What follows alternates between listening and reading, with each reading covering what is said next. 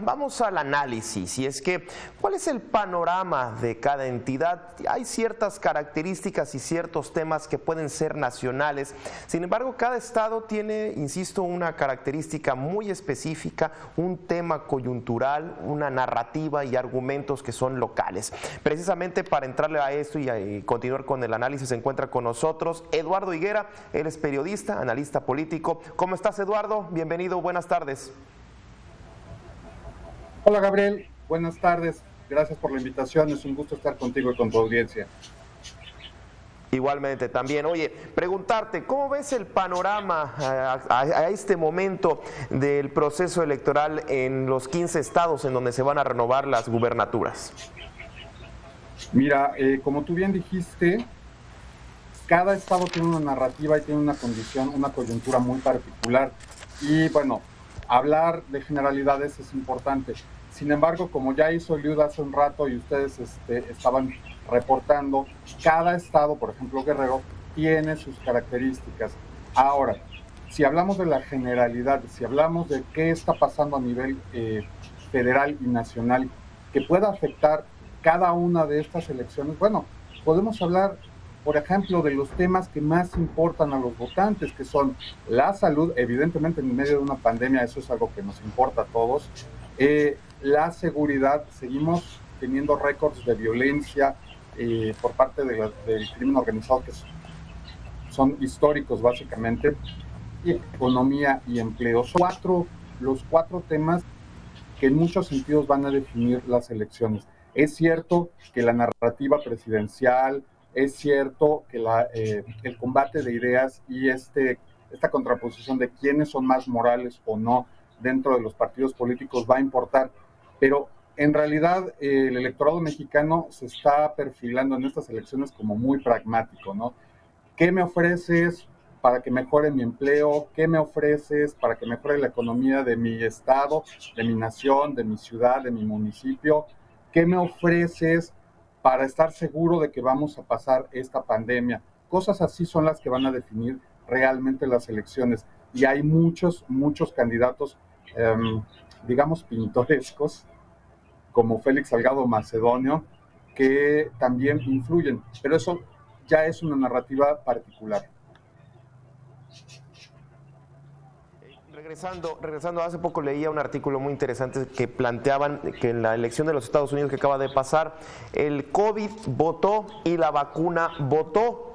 Mucha gente se fue como dices, pragmáticamente, ¿qué está haciendo mi autoridad para, en este caso, la salud? Pues evitar los contagios, evitar la pandemia que se sigue expandiendo y, bueno, en este caso, la vacuna.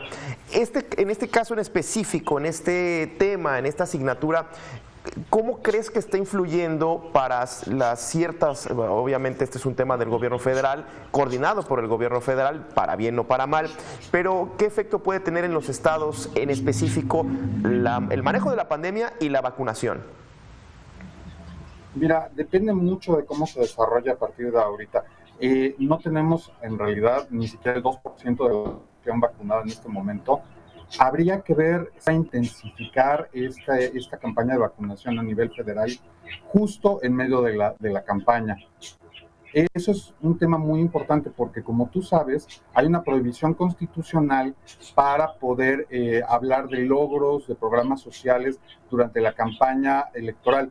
¿Qué sucede o qué va a suceder si el gobierno federal, digamos, va avanzando, pero despacio, y justo en abril que inician las campañas hay una vacunación masiva, millones de personas, se agiliza todo y entonces se presenta como un logro del gobierno?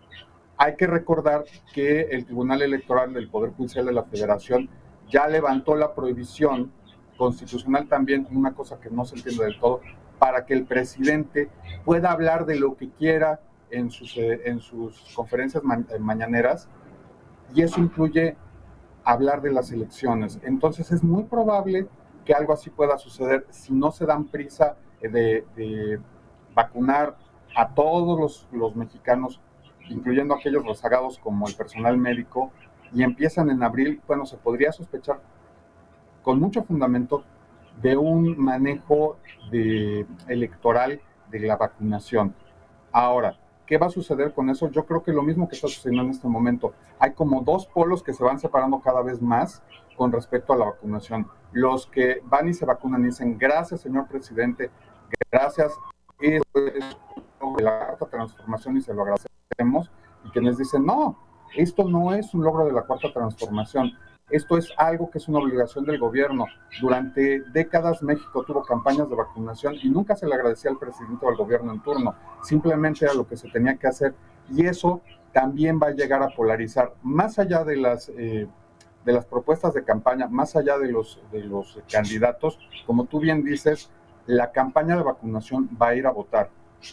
¿Quiénes van a ganar? ¿Cuál de estos dos polos va a prevalecer? Eso es lo que vamos a tener que ir viendo en los 60 días de campaña.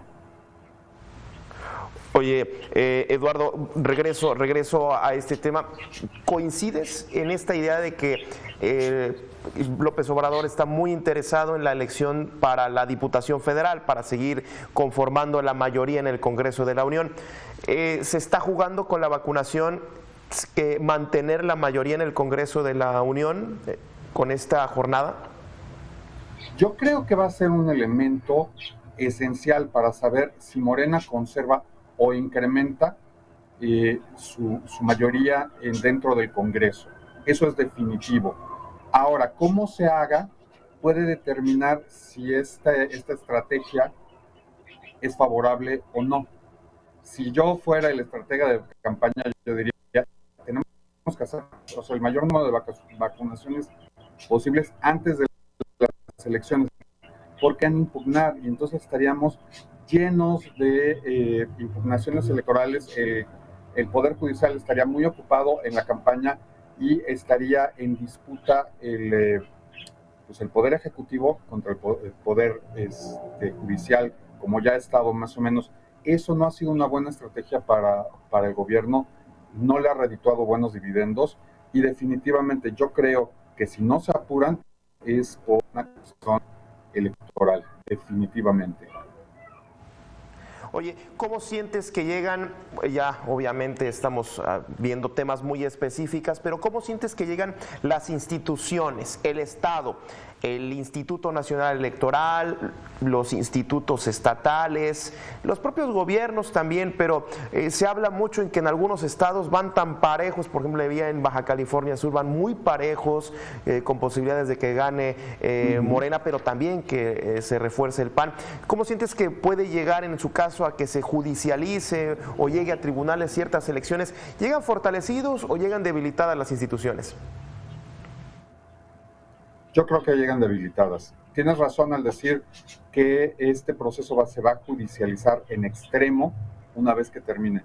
Ya sean los candidatos de la Cuarta Transformación del gobierno federal o de la oposición, ya sean alianzas o partidos individuales, no van a aceptar fácilmente los resultados, no van a aceptar su derrota, lo cual ha sido una característica en casi todas las elecciones desde hace 20 años. Los partidos políticos, los dirigentes, no aceptan fácilmente su derrota y tratan de ganar en cortes lo que no ganaron en las mesas de votación. Ahora, ¿qué va a suceder con eso? Va a suceder que depende mucho de cada tribunal en cada estado, que son las primeras instancias. Luego, cómo se encuentra el Tribunal Electoral del Poder Judicial de la Federación, que muchos lo perciben como supeditado, como un poco acobardado ante el Poder Ejecutivo. El INE, está debilitado, pero económicamente. Su parte es antes de la elección. Lo que nos tenemos que preguntar es cómo va a reaccionar el Tribunal Electoral a partir del 6 de junio, que es cuando ya termina prácticamente el trabajo del INE. Yo creo que llegan debilitados, yo creo que llegan cuestionados y creo que no habían tenido tan baja credibilidad, tanto para un bando como para el otro desde hace mucho. Te saludo con mucho gusto, muchísimas gracias por tu análisis.